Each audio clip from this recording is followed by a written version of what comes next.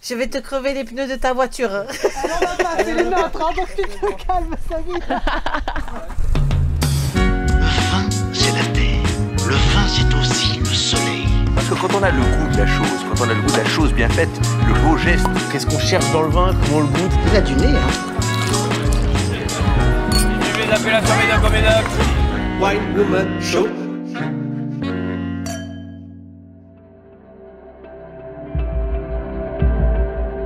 Bon, test, t'as fait tes recherches sur notre invité?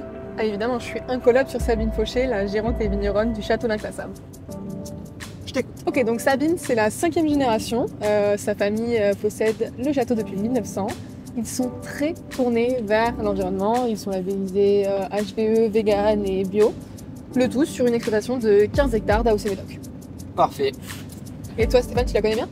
Oui, écoute, elle participe à beaucoup de nos actions, donc tu vas voir, elle est passionnante à écouter. Allez, direction. Plénion-Plénion. Yes.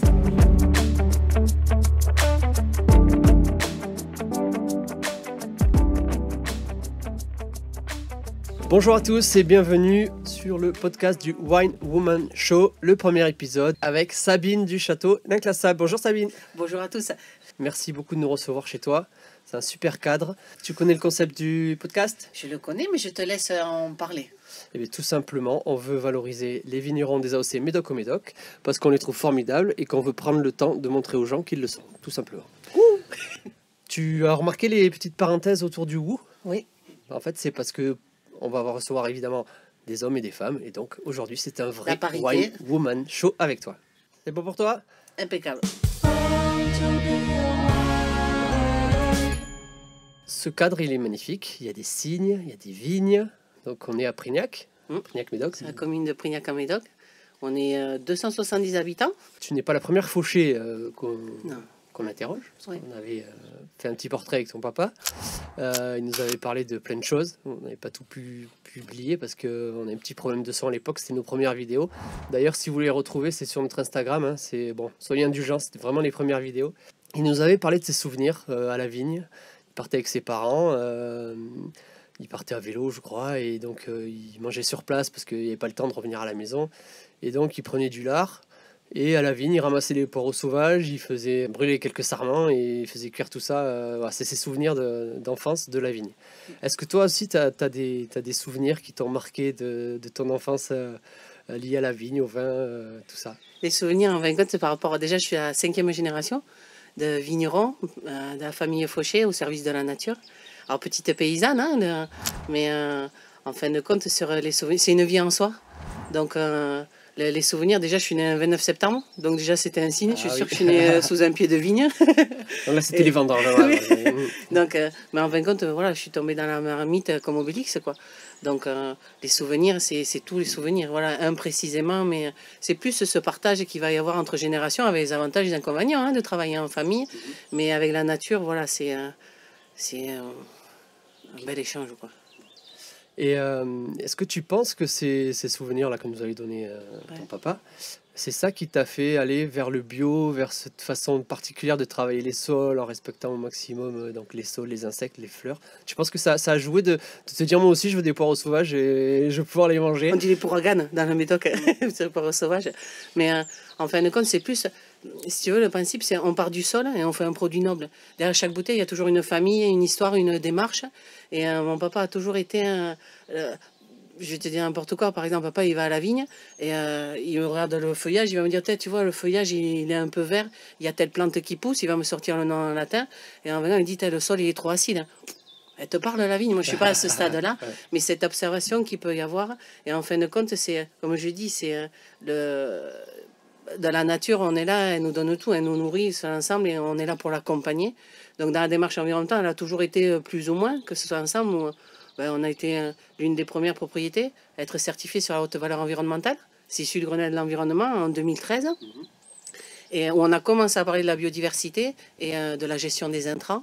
Après, on a fait le choix de la certification végane, où en fin de compte, là, c'est pas du tout comme le bio ni l'HVE, c'est aucune utilisation directe ou indirecte liée aux animaux. En fin de compte, c'est ce côté d'être le moins interventionniste possible, le plus nature possible. Voilà, c'est nous qui faisons le vin, mais par contre, c'est voilà, ce respect du terroir, de l'environnement. Alors, respect de l'homme, de la nature et des animaux. Et après, la certification bio, on va dire, qui atteste comme quoi il n'y a aucune utilisation d'herbicides et aucune utilisation de produits de synthèse. Après, c'est ce que l'on fait avec ce que l'on a qui est important. Nous, ce qu'on va faire, c'est un peu reprendre toutes les méthodes d'autrefois, avec le modernisme de maintenant. Les anciens, ils ne se trompaient pas, mais c'était beaucoup d'observations et c'était vraiment recréer cette diversité autour et pour la vigne. Et voilà. Nous, c'est comme si on offrait le gîte et le couvert à toute cette faune et cette flore qui travaillent pour nous. Et cette histoire des anciens, enfin moi ça me marque souvent parce que bon, ça fait quelques années que je suis dans la viticulture.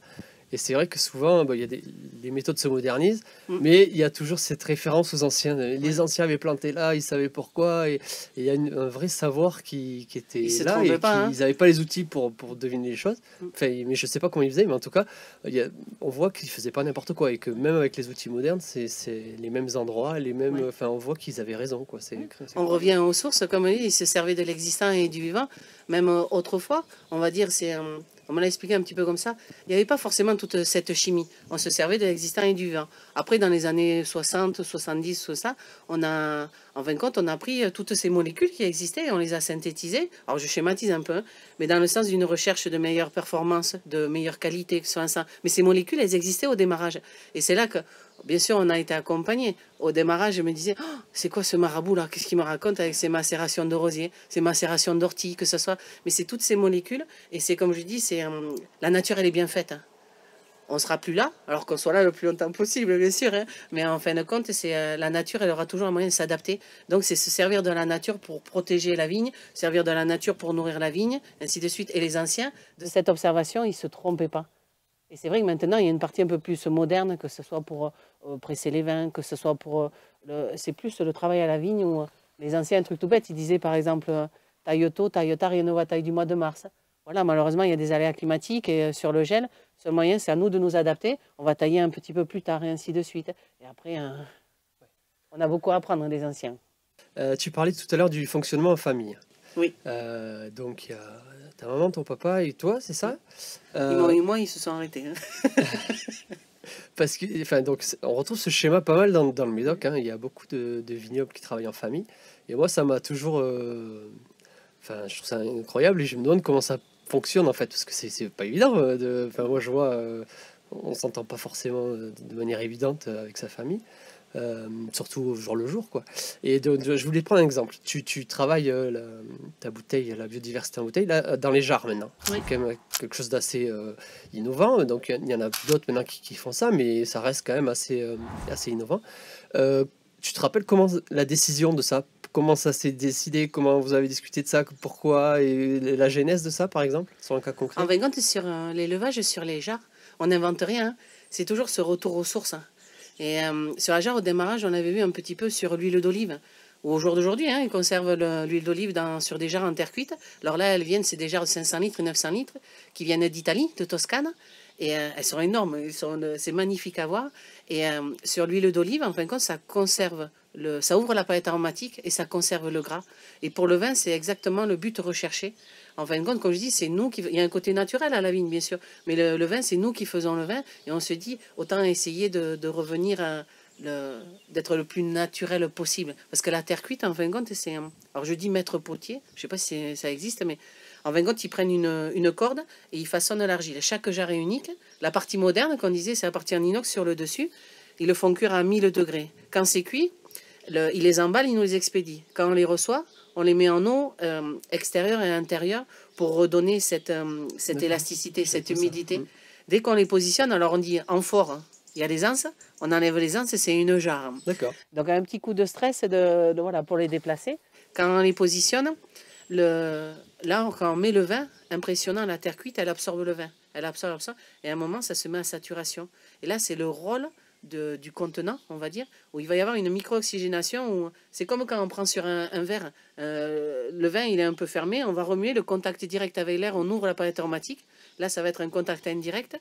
Et en fin de compte, on ouvre, on est plus sur le devant de la langue.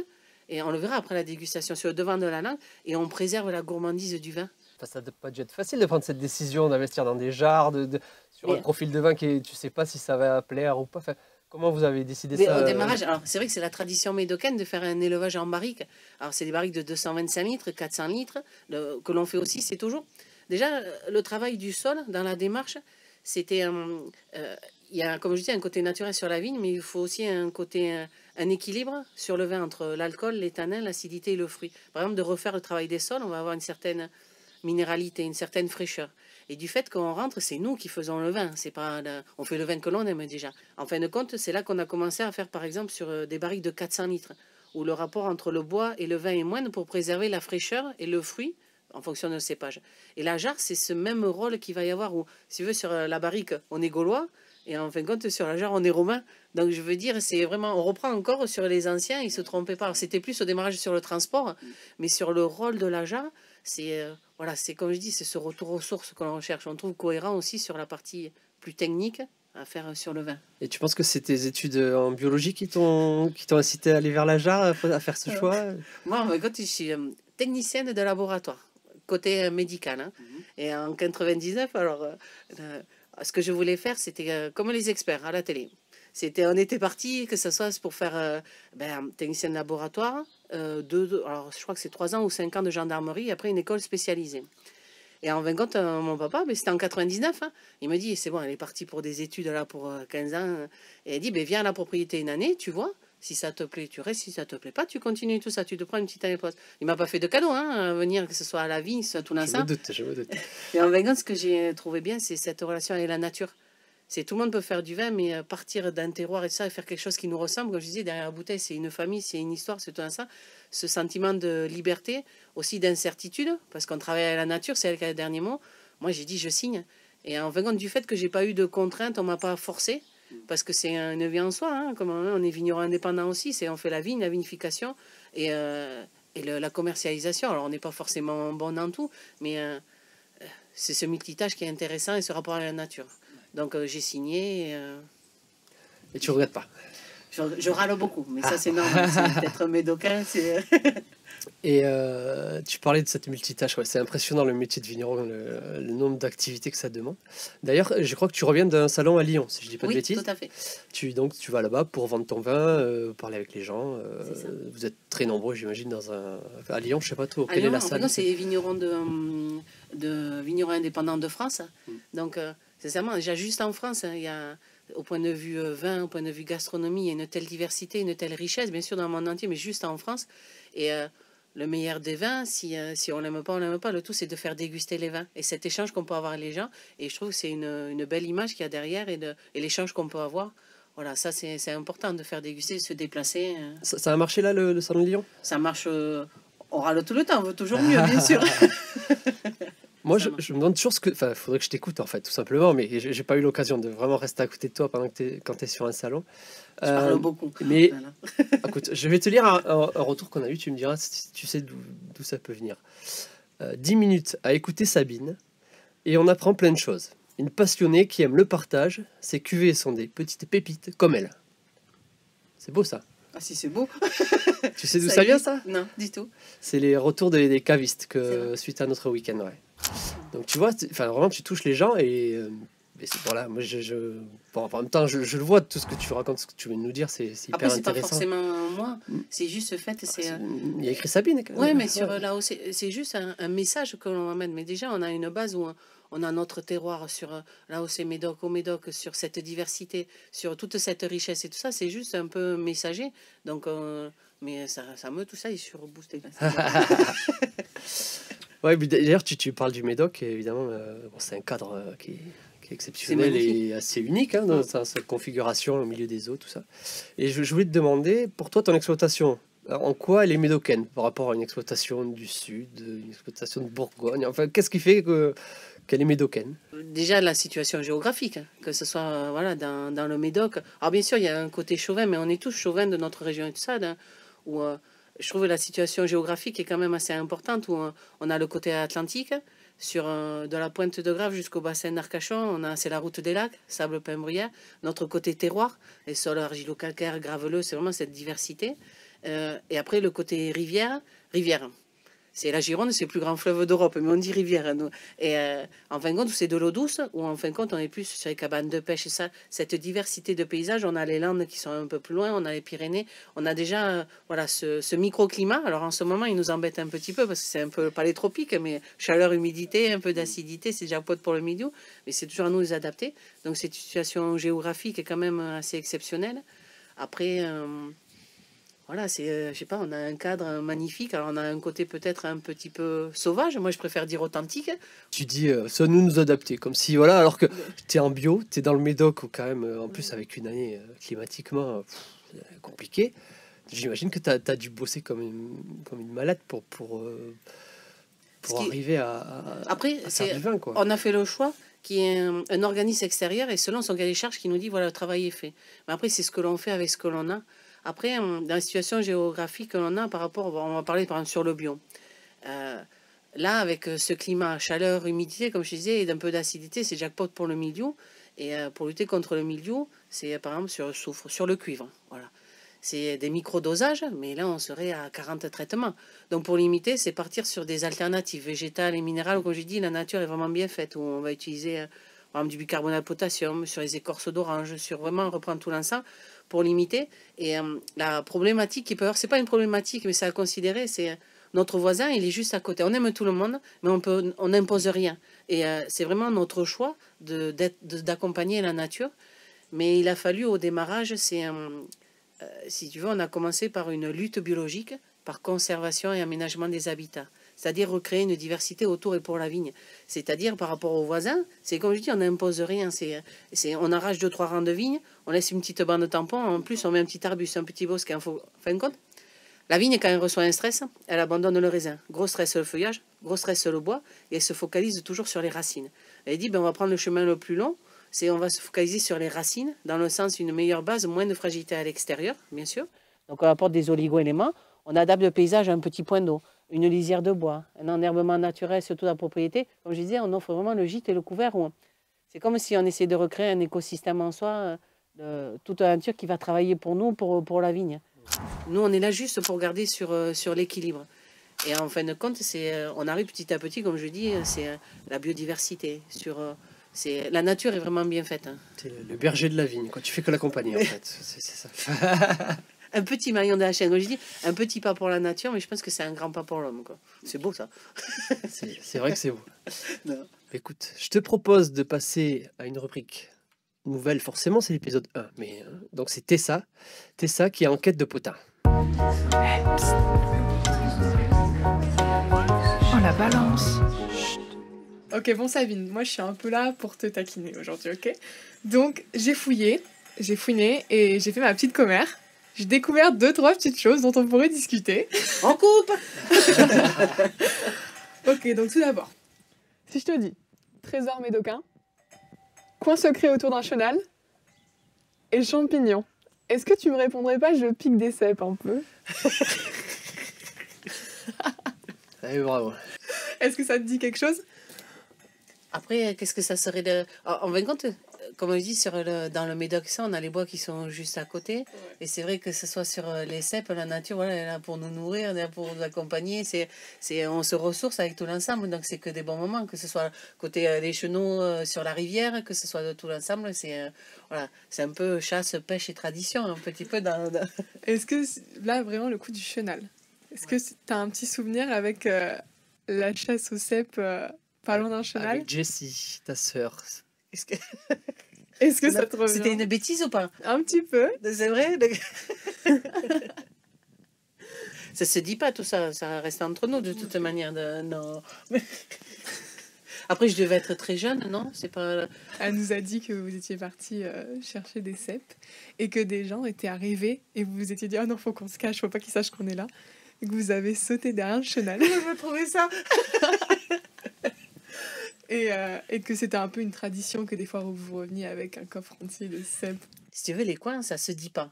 Et en fin de compte, c'est vrai qu'on a toujours rien, alors que c'est pour tout le monde, mais je veux dire, voilà, que ça ensemble. Alors des fois, on repart, on va pas très loin dans les bois, que ce soit. Alors, c'est généralement au niveau de Vinsac, c'est un peu plus précoce, c'est un peu les zones marécageuses. Après là, c'est 15 jours après où on est un peu sur ici.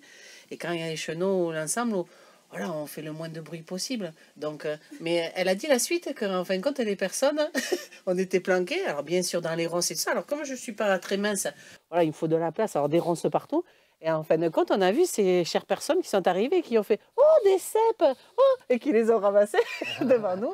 Et voilà. Ok, et pour finir, si je te dis que j'ai trouvé des photos de toi déguisé en clown, est-ce que tu me dis que tu as une activité parallèle? Alors, je suis un clown, moi, toute seule. J'ai le nez un peu rouge, les pommettes un peu rouges. Donc ça, c'est un déguisement naturel. Mais après, sur Un les premier week-end alors, de je ne sais pas si septembre. c'est par rapport au marathon du Médoc.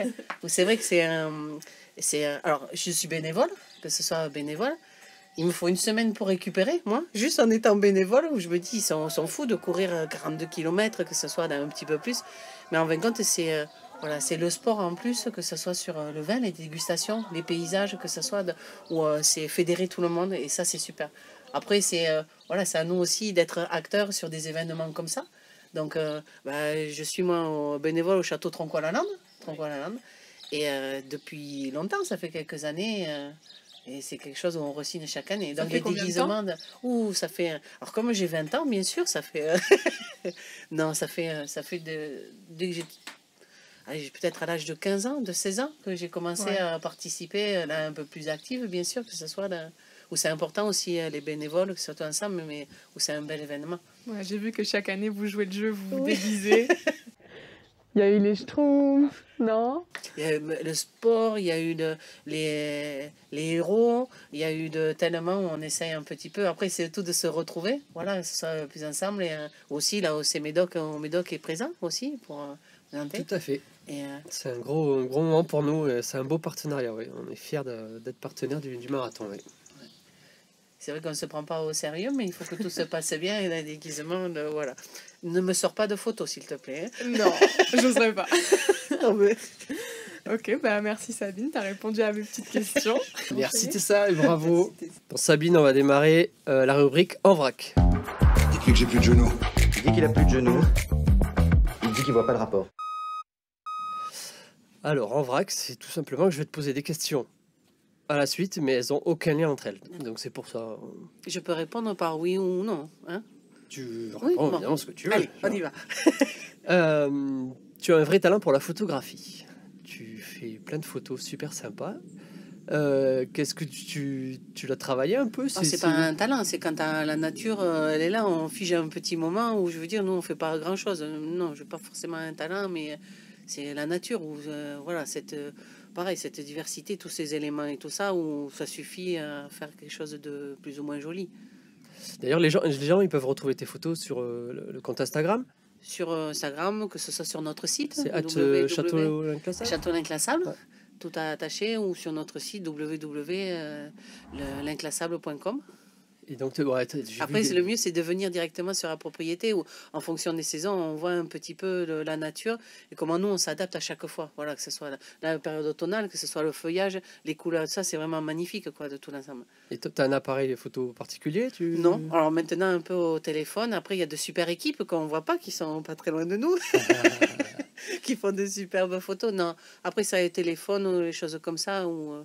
Voilà, c'est vraiment le fait d'être là je sur suis pas du l'instant, tout de pouvoir professionnel. capter. Voilà, c'est figé un petit moment qui est magnifique en lui tout seul. Bon, enfin, en tout cas, merci parce que c'est vrai que ça fait des très belles photos et des insectes. Des fois, enfin, j'ai vu une araignée sur ta page, elle est incroyable cette araignée. Bon, ben nous, forcément, on la voit Oui, pas je parce dis, qu'on n'est pas dans la vigne avec toi, donc c'est bien vraiment de partager. de la plus petite bactérie jusqu'au mammifère, c'est laisser un équilibre naturel. Et en vrai, c'est une chaîne alimentaire, on fait partie bien sûr, c'est très. Mais je veux dire, voilà, on voit toute cette vie qu'il peut y avoir et tout ça, et tout, comme je dis, cette faune et cette flore, tout ça qui travaille pour nous, pour la vigne, quoi, qui est nécessaire et autant les préserver et les mettre aussi un peu en avant. Question qui n'a rien à voir. Pareil que tu comptais appeler un chien Vanille, et que non, chocolat, et que tu l'appelais Vanille au final. C'est ça, raconte-nous un peu cette histoire parce que Ah ben quand c'était petit, c'était une petite chienne toute petite qui était qui était dans le village et tout ça de tout l'ensemble et c'est vrai que elle était petite hein, et en fin de compte elle était dans un état mais elle était vraiment toute noire et en fin de compte avec ma grande sœur on s'est dit voilà au moins qu'elle puisse manger dormir et ça on l'a nettoyée, on a fait je sais pas combien de de nettoyage, à bord avec plein de tiques, tout l'ensemble. Et je voulais vraiment l'appeler le chocolat, voilà, au démarrage. Et on l'a appelé vanille, parce que derrière toute cette saleté, on va dire, elle était toute blanche. Elle était toute blanche. Oui.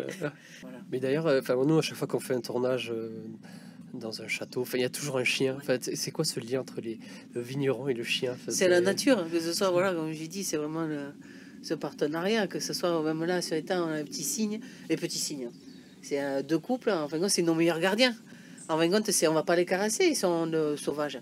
Bien sûr, ils sont là, mais si tu serais arrivé, je serais pas sorti, ils auraient appelé. Il y a un rapace qui passe, ils vont sonner de ça. C'est voilà, cette complicité qu'il peut y avoir et tout ça, et ils rendent bien sûr, que ce soit, et encore plus les chiens. Est-ce que tu te rappelles du score Pays de Galles, Fidji? Oh, je me souviens plus de. C'était magnifique. On avait la chance d'avoir la Coupe du Monde du rugby en France et à Bordeaux.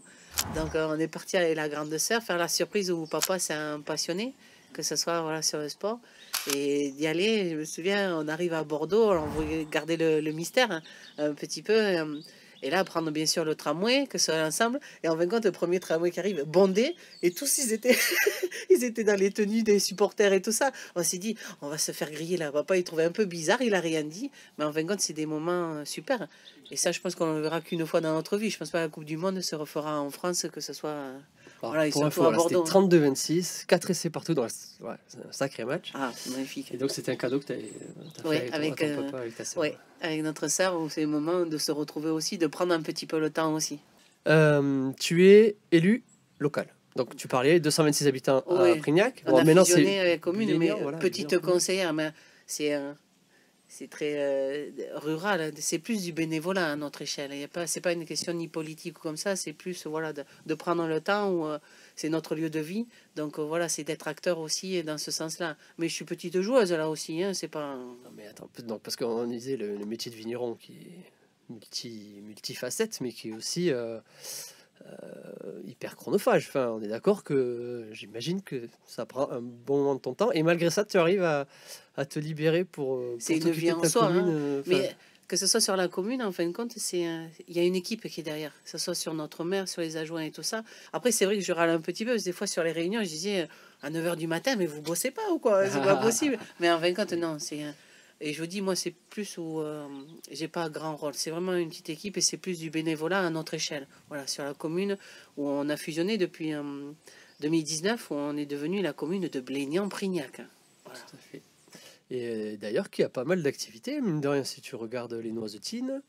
Il y a donc le savoir-faire médocain aussi qui s'est monté pour valoriser un peu tout, vraiment le terroir médocain. Et puis il y a, je ne me rappelle plus le nom de la société qui vient en aide à la personne. Là, la PAM. La PAM, ouais, qui est un sacré groupe aussi, qui a son siège donc à Blénian-Prignac. Oui, moi je dis c'est la capitale de la France, Blénian-Prignac, mais c'est entre nous. Ça. Mais en fait, sur les Noisetines, on dit il y a le cannelé, mais le cannelé c'est plus de Bordeaux. Et avec bien sûr toute son histoire, tout ensemble, mais dans le Médoc, quand on arrive, on a les Noisetines du Médoc. Leur slogan, tu croques, tu craques. Une tuerie. Voilà, c'est un petit peu le côté artisanat qu'il peut y avoir, le côté gourmand qu'on a, que ce soit dans le Médoc. Vraiment, c'est riche, le Médoc. Voilà. Oui, c'est ce qu'on voit, ouais. Enfin, c'est ce qui, il faut inviter vraiment les gens à venir le découvrir si c'est déjà le cas, quoi. Enfin, entre, comme tu disais, les plages, après, il faut y venir dans le Médoc. Hein, parce qu'il y a un côté atlantique, le côté de Gironde, bien sûr. On a aussi les phares, hein, le phare de Richard, le phare de Grave, le phare de Cordouan, qui est le roi des phares. Chacun peut trouver, il y a des histoires, il y a les balades de randonnée aussi, les chemins de randonnée. Voilà, j'invite les gens à être curieux, voilà, à découvrir. D'ailleurs, il y a un vieux cliché qui traînait à Bordeaux, que les châteaux étaient fermés et tout ça. Enfin, d'ailleurs, sur les salons comme ça, tu rencontres encore des clichés qui t'énervent et grâce à ton échange, évidemment, tu peux gommer, mais tu rencontres encore des choses, des réflexes comme ça? Des clichés, c'est plus... Non, après, c'est l'être humain. Je comprends pas tout de l'être humain. C'est pour ça que je suis plus proche de la nature que ça semble. Mais en fin de compte, c'est pas... Des fois, qu'on peut entendre les clichés, non. C'est de se dire, des fois, par exemple, sur les vins de Médoc, que ce soit sur... Par rapport à nos cépages, c'est vrai que nos cépages, c'est le Cabernet Sauvignon, le Petit Verdot, que c'est ensemble, c'est des cépages qui sont un peu riches. Et en fait, on se dit, les vins du Médoc, c'est des vins tanniques, avec du gibier, avec des choses comme ça. C'est des clichés, mais c'est pas méchant comme cliché. C'est de voir cette diversité qu'il peut y avoir, où là où on n'est pas bon, c'est peut-être en communication. Voilà. Comme je dis, chaque vigneron fait le vin qu'il aime. On a bien sûr un terroir, on a nos cépages, c'est nous qui faisons le vin. Mais Comme je dis, on fait le vin que l'on aime. Vous allez chez mon voisin, ça sera quelque chose de totalement différent. Et de voir cette diversité qu'il peut y avoir. Alors, les clichés, voilà, il n'y a pas, c'est rien de méchant dans les clichés. Bon, en tout cas, donc toi, tu accueilles à la propriété. Oui. Donc quelqu'un qui veut venir visiter le château, il t'appelle, il te fait un mail. Alors j'ai dit par précaution, c'est juste de téléphoner. Voilà, téléphoner ou un petit mail où on n'est jamais très loin. Voilà, c'est ensemble, mais c'est vaste quand même. On a sur 16 hectares, donc il suffit, papa est souvent à la vigne, que ce soit à tout l'ensemble. Après, en fonction des périodes, ouais, il y a le portail qui est là, s'il est fermé, les gens peuvent passer. Et si des fois, ils peuvent, et on a les ouvertures, donc voilà. Et mes parents sont sur la propriété, moi je suis même pas à 800 mètres. Après, ils auront le côté un peu plus authentique. Voilà, en fonction des travaux, voilà, que ce soit sur la tenue, mais c'est ça aussi, ce côté naturel qu'il va y avoir. Et c'est gagné pour nous quand les gens y viennent. Vous avez vu, c'est tout simple, mais je trouve quand même qu'on a un cadre quand même qui est assez privilégié. Voilà, que ce soit ensemble. Et ça, de pouvoir le partager, le faire découvrir, c'est vraiment quelque chose d'intéressant. C'est vrai. Et je confirme à tout le monde, le cadre est magnifique. Donc là, on est avec Médoc au Médoc aujourd'hui. On fait pas mal d'actions là, depuis que le service s'est monté. Est-ce qu'il y a une action en particulier qui t'a le plus particulièrement que tu aimerais parler Il y en a tellement, c'est pas une action. Là où c'est, comme je disais, on n'est pas bon forcément. Alors, je vais parler de moi. Je mets pas tout le monde, mais sur la communication. Et en fin de compte, de mettre le vigneron qui est derrière sur les vins. Bien sûr, on peut parler du vin tant qu'on veut ça. Et vous, ce que vous avez fait, c'est humaniser, en fin de compte, d'apporter. Vous nous donnez la parole. Et vous mettez tous les moyens voilà, pour essayer de nous mettre en avant, de voir, comme je dis, cette diversité et tout ça. Il y a tellement d'actions qui sont une en particulier. Non, c'est la richesse que vous apportez, vous. Voilà, c'est ça que je sais pas si. Merci, mais après, en fait, c'est facile. Enfin, nous, à chaque fois qu'on découvre même un nouveau vigneron, parce qu'il y en a beaucoup, donc on les connaît encore pas tous, évidemment. Mais à chaque fois, il y a tellement d'histoires à apprendre et à partager. Et ça vient tellement naturellement que, on se dit, c'est vraiment dommage que les gens n'aient pas accès à tout ça. Donc c'est pour ça aussi qu'on met en place ce genre d'action. Ouais. C'est là que je profite pour vous remercier, quoi. C'est grâce à vous qu'on est toujours là, même si la conjoncture est un peu difficile, que ce soit tout l'ensemble, mais ça nous motive encore plus de continuer, de faire toujours mieux. Voilà. Merci beaucoup. Est-ce qu'il y a un vin dans le Médoc qui t'a marqué, que tu as envie de partager, qui soit pas forcément le tien, mais tu vois que tu as envie de... Chaque vin, c'est un trésor. Chacun est unique, comme je dis. Chaque vigneron fait le vin qu'il aime. Après, c'est des émotions, c'est des... donc, comme je dis, le vin, c'est de la poésie. C'est tout le monde a raison, tout le monde a tort. Et en fin de compte, c'est la sensibilité de chacun. Donc, un vin qui m'a marqué, c'est pas le vin qui m'a marqué. C'est un vin qui a permis un souvenir, un événement, les personnes avec qui on a partagé cette bouteille-là. Donc, voilà, bien sûr, ça va être plus notre vin, parce que, comme je dis, il y a tout. On fait le vin que l'on aime, il y a une famille, il y a une démarche et tout ça, mais c'est plus ce qui marque, c'est l'événement qu'on peut créer autour d'une bouteille. Même les anciens, autrefois, on parlait, c'était sérieux de ça, on posait la bouteille, avec modération, bien sûr. Et on le rappelle, évidemment, pour bien profiter du vin, mais il faut le consommer avec modération, évidemment.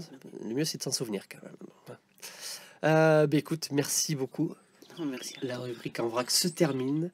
On va pouvoir passer sur la rubrique de test. Donc, teste ton wine.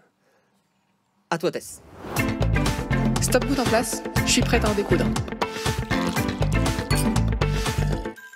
Aujourd'hui, je viens décrypter le vin comme Hugo décrypte l'actualité, sauf que je suis un peu comme Tom qui court après Jerry, c'est-à-dire vraiment pas doué. En fait, je m'y connais autant en dégustation de vin qu'en maths, c'est bien pour ça que j'ai fait un bac L d'ailleurs. Mais c'est pas grave, je vais me donner à fond. Donc comme vous le savez, j'ai pu déguster le Château d'Inclassable, la biodiversité en bouteille millésime 2020. Qu'est-ce que mon travail peut être dur, hein, faut le noter. Je me suis retrouvée à ouvrir une bouteille de vin pour la première fois, et j'ai compris que je partais de loin quand Stéphane m'a dit Tessa, c'est le tire-bouchon qui doit tourner, pas la bouteille. Le silence qui a suivi était bruyant, croyez-moi. Je venais de briller pour ma logique comme Homer Simpson pour son intelligence. Mais je ne laisse pas abattre. J'arrive à débouchonner cette belle bouteille, sur laquelle apparaissent coccinelle et abeilles, pour découvrir un petit papillon sur le bouchon. Et toute cette iconographie, elle met bien en avant la philosophie du on a toujours besoin d'un plus petit que soi, qui était très cher, Sabine. Stop goût en place, je suis prête à en découdre. Je me remets en tête ce que je sais de la dégustation du vin. Avoir l'air très concentré, sortir des mots très précis sur les arômes, tourner un peu son verre pour sentir des notes de fruits, d'épices ou même de matière, et dire au serveur belle richesse. C'est un vin du Médoc, ça je reconnais. On va vous en prendre 2 bouteilles, avec toute l'assurance du monde. Enfin, un truc comme ça, quoi. Je me mets en condition, je suis Stéphane Curie qui se prépare à mettre un 3 points. Sauf que le Stéphane en moi, je crois bien qu'il est pas très épicé. Je sens, et je suis complètement incapable de dire autre chose que j'aime l'odeur. C'est complexe, mais c'est doux. Ok, t'es ça. Mais encore. Je tire clairement à côté du panier, mais je le fais avec le sourire. J'ai vraiment envie de déguster ce vin. Alors je me lance. Verre en main, la trajectoire est bonne. Et là, je découvre vraiment quelque chose. Pour moi, le vin, c'était très puissant, presque corsé. J'étais persuadée qu'on n'apprécie pas ça les premières fois, que c'est comme un petit uppercut dans le palais. Mais qu'à force, on finit par l'apprécier, un peu comme une tante éloignée au repas de Noël, en fait. J'avais tout faux. Je me retrouve à déguster un breuvage plus doux que ce que je m'étais imaginé.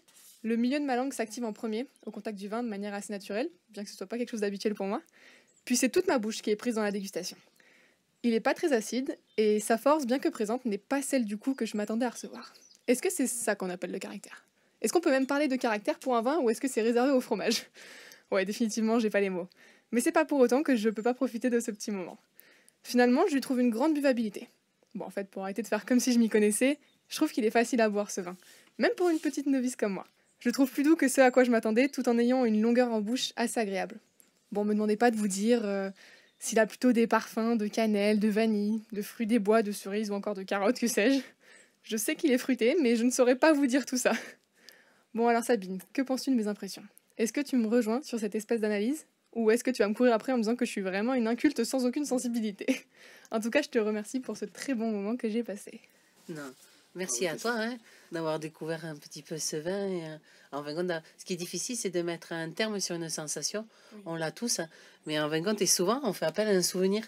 Et ça, c'est pas évident. Et après, même si on n'aime pas un vin, on dit j'aime pas ce vin-là, ça remet pas en question la qualité du vin, c'est le palais de chacun.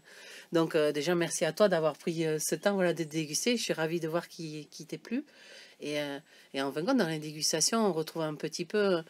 Nous, ce qu'on a voulu faire sur cette bouteille-là, c'est mettre en avant un petit peu la nature. Justement, tu en as parlé sur l'étiquette, où en fin de compte, il y a une petite abeille, une petite coccinelle comme ça, comme on dit, on offre le gîte et le couvert, c'est ce respect de l'homme, de la nature et des animaux, où il y a écrit comme un petit slogan, on a toujours besoin d'un plus petit que soi. C'est la nature en premier qu'on oublie souvent. Bien sûr, il y a sur les étiquettes, traditionnelles, des fois sur le château, que ce soit le Bordeaux, le Doré, là, ce côté un peu plus vert de la nature. Par contre, c'est nous qui faisons le vin. Et c'est un élevage exclusif sur les jarres, où il y a cette sensation, où, je ne sais pas si on veut dire, mais par exemple, on a été coup de cœur sur la revue des vins de France. C'est le commentaire de chacun. Et leur commentaire, c'est l'éclat du fruit, le mot pureté, le mot digeste. Et quand ils disaient, pour le plaisir qu'il peut y avoir au sein, autant on peut se faire plaisir jeune, autant on peut le garder sur 7-8 ans. Mais c'est vraiment le rôle de la jarre qui donne. Après, le plus important, c'est si on aime ou si on n'aime pas, la sensation. Mais tout s'explique dans le vin. En fin de compte, la jarre, ça laisse respirer sur le vin. On est un peu plus sur le devant de la langue, donc il y a une certaine fraîcheur. Où, moi, alors j'ai mon palais très médocain, ça a considéré aussi dans les descriptions, c'est ça, mais où on a plus la fraîcheur. Où en fin de compte, sur la langue, on a le sucré, le salé, l'acidité et derrière l'amertume, par exemple le chocolat. Donc on a les sensations, qu'on se dit, voilà, comme je dis, c'est difficile de mettre un terme sur la sensation. Et en fin de compte, sur la jarre, comme ça laisse respirer indirectement la jarre, cette porosité qu'il peut y avoir, on est plus sur le devant où il y aura un éclat du fruit. Par exemple, même un peu plus frais. Alors je me comprends, 15-16 degrés, en apéritif tout seul. Moi, ça... Et après, tapas, viande rouge, viande blanche, fromage, gâteau au chocolat noir, voilà, tiramisu. Le tiramisu au café, on est sur le fond de la langue. Et en vrai, je ne sais pas si tu le vois un petit peu, cette sensation qu'il y a sur le devant, cette fraîcheur qu'il peut y avoir. Très agréable. Et, ils sont bien. Juste pour te dire un petit peu sur l'assemblage, même si c'est pas ce qui est important, c'est dans le Médoc on a 6 cépages. Oui, c'est vrai que dans le cahier des charges on les a. Oui.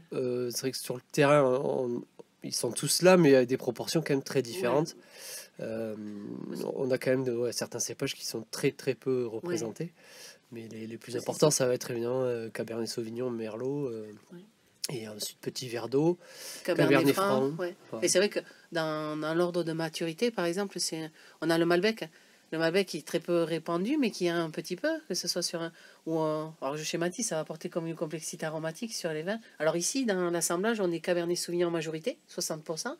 Et Merlot et Cabernet Franc. Mais le fait de la jarre, on est en majorité Cabernet Sauvignon, donc on aurait plus tendance d'être un peu sur le fond de la langue et tout ça, où il y a une certaine trame. Mais du fait de la jarre, cette aération, c'est en fait on est plus sur le devant de la langue.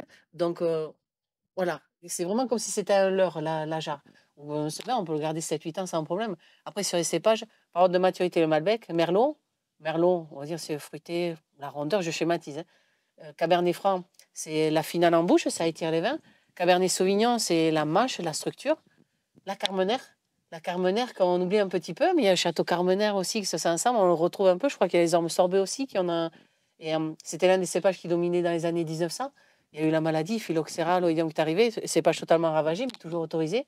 Et en dernier, le petit verre d'eau. Alors, verre d'eau, c'est VERDOT. Voilà, c'est ensemble. Où là, c'est monsieur 5%. Ça apporte la mâche, la longévité sur les vins. Voilà, c'est ensemble. Et généralement, ce sont des vins d'assemblage, d'où cette diversité. Là, c'était vraiment mettre ce côté où on est typique de notre appellation, où on est en majorité Cabernet Sauvignon, mais le ressenti est vraiment ce côté très agréable. On n'a pas l'habitude, même en apéritif, tout seul, mais c'est cet éclat du fruit qu'il peut y avoir où ça fait un peu saliver sur le devant. Ah, mais c'est une très belle découverte pour moi. Dans la diversité de nos vins, donc tu disais généralement c'est de l'assemblage, mais pas toujours. En fait, le cahier des charges ne l'impose pas.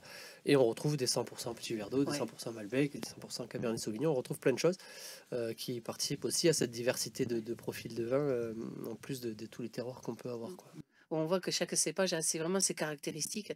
Petit verre d'eau, les côtés un peu épicés. Le Cabernet Franc, sur la jeunesse, des fois même les arômes de violet, des choses. C'est ça que les sensations. C'est difficile de mettre un terme sur une odeur que l'on va avoir, que ce soit de tout l'ensemble. C'est un métier, hein, la dégustation. Hein. Ah bah, j'ai bien vu ça, oui. En tout cas, c'est pas le mien. Bon, Sabine, merci beaucoup d'avoir partagé tout ça, de nous avoir nourris. Merci à tous les deux. C'était vraiment un super podcast. Merci beaucoup. On peut inviter les gens à nous retrouver donc sur les réseaux sociaux. Donc c'est @medoc_omedoc sur Instagram et sur YouTube. C'est @medoc et omedoc sur Facebook. Donc ils peuvent aussi te retrouver sur tes pages Facebook et Instagram et sur le site internet. Donc on rappelle @château-l'inclassable et l'inclassable.com. Si les gens veulent te rencontrer, qui ne sont pas forcément proches du Médoc, qui veulent trouver ton vin, comment ils peuvent faire? C'est vrai, c'est les inviter avant tout de découvrir la région, de venir nous voir, bien sûr. On est situé à 4 chemins des Vignes, c'est un bon présent aussi, sur la commune de Blénian-Prignac. Après, on est présent, on fait par le biais des vignerons indépendants, différents salons qui vont être, on revient de Lyon, comme tu l'avais mentionné. À la fin du mois, on sera à Porte de Versailles, que ce soit, et après, on va voir sur Strasbourg. On essaye à Mandelieu. Mandelieu, c'est juste à côté de Nice. Et après, c'est surtout, bien sûr, l'été, à nous rejoindre sur les foires au vin, que ce soit au Médoc et au Médoc, où on longe toute la côte, où on est une quinzaine de vignerons, on change tout le temps pour montrer un peu les personnes et voilà. Et toute ton actu, il les retrouve sur Instagram pour savoir où tu te déplaces. Oui, voilà, il suffit juste de nous solliciter par mail, nous appeler comme ça et on dit nos points où on va être présent, où on a des partenaires un petit peu, que ce soit les cavistes, que ce soit les restaurants, bien sûr, que ce soit ensemble. C'est avec plaisir qu'on aiguille. Après, dans le monde entier, voilà, dans notre petite échelle, on a les jolis partenariats. N'hésitez pas à écrire à Sabine au travers d'Instagram pour lui demander tout ça. Écoute, tu veux un petit mot de fin? Non. Merci à vous. Et voilà, ce qu'on disait sur les vins, c'est fédérer les gens. Et on peut avoir des avis différents et choses comme ça. Mais on crée des petits moments c'est très candide, mais de partage et de bonheur. Voilà, c'est des petites choses qui sont importantes à prendre, quoi. Donc merci surtout à vous. Voilà, c'est tout ça. Merci beaucoup. Donc si ça vous a plu, n'hésitez pas à nous en faire part. Si vous avez des idées, si vous avez des gens que vous voudriez qu'on invite, n'hésitez pas à faire des commentaires sur tous les supports que vous pourrez trouver. On se retrouve donc très vite pour un prochain podcast de Wine Woman Show. À bientôt. À bientôt. Des trésors uniques au monde, l'art de vivre à la française. On est tous d'accord pour dire qu'il faut boire avec modération. La culture et l'histoire, elles, vous pouvez vous en régaler tant que vous voulez. Un grand moment de partage. Parler des choses qu'on vit et des verres qu'on vit. Parler du vin qu'on brasse et des vins qu'on boit.